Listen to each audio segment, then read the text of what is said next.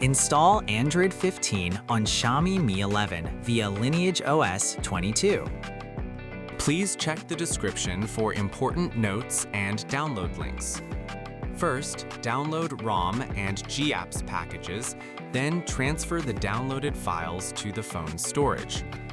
Step 2. Boot your device into TWRP recovery. Step 3.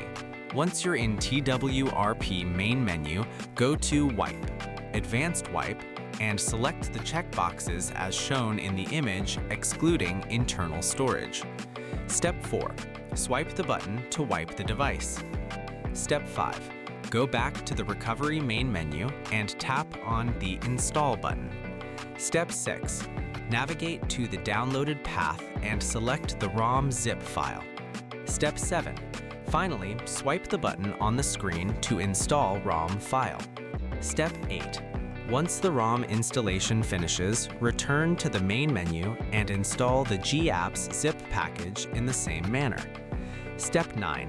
After GApps flashing completes, select Wipe Cache/Dalvik from the bottom left side of screen and swipe to wipe. Step 10. When the wiping process is completed, hit Reboot System. That's it! You have successfully installed the ROM on your device.